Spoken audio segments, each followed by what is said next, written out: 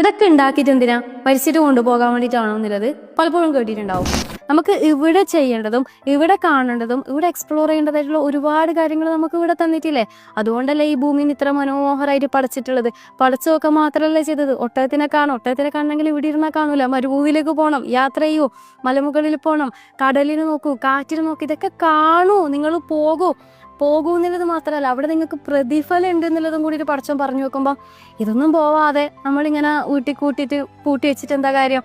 അതിൻ്റെ അപ്പുറത്തേക്ക് റബ്ബ് പറയുന്നുണ്ട്, ഞാൻ തന്ന വിഭവങ്ങളിൽ നിന്ന് നിങ്ങളത് ഉപയോഗിക്കൂ എന്നാണ് പറയുന്നത്. അതേപോലെ തന്നെ അള്ളാഹു വൃത്തിയെ ഇഷ്ടപ്പെടുന്നുണ്ടെന്നാണ് പറയുന്നത്.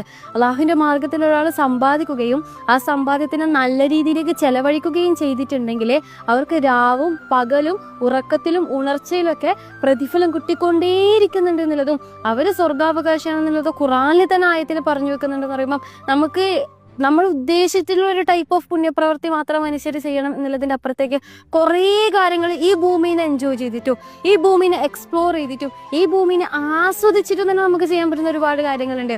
അള്ളാഹു എൻജോയ്മെന്റിന് എതിരായിട്ടുള്ള ഒരാളൊന്നല്ല. ആസ്വദിച്ചോളൂ, ചിരിച്ചോളൂ, ഫണ്ണാക്കിക്കോളൂ. ഈ ഫണ്ണും കാര്യങ്ങളൊക്കെ ഓക്കെയാണ്. ഞാൻ ഒരുപാട് ആൾക്കാരെ കണ്ടിട്ടുണ്ട് കേട്ടോ. മദ്രസയിൽ ഉസ്താദായാൽ മതി, സ്വന്തം ഭാര്യൻ്റെയും മക്കളുടെയും മുന്നിൽ ഉസ്താദായിട്ട് നിൽക്കണ്ട. രാജ്യത്തിന്റെ പട്ടാളക്കാരെ രാജ്യത്തിൽ മാത്രം പട്ടാളക്കാരനായാൽ മതി, വീട്ടിൻ്റെ ഉള്ളിൽ പട്ടാളക്കാരനാവണ്ട. ടീച്ചറാണെങ്കിൽ നിങ്ങൾ സ്കൂളിൽ മാത്രം ടീച്ചറായാൽ മതി, നിങ്ങളെ മക്കളുടെ മുന്നിൽ നിങ്ങൾ ടീച്ചർ കളി കളിക്കണ്ട.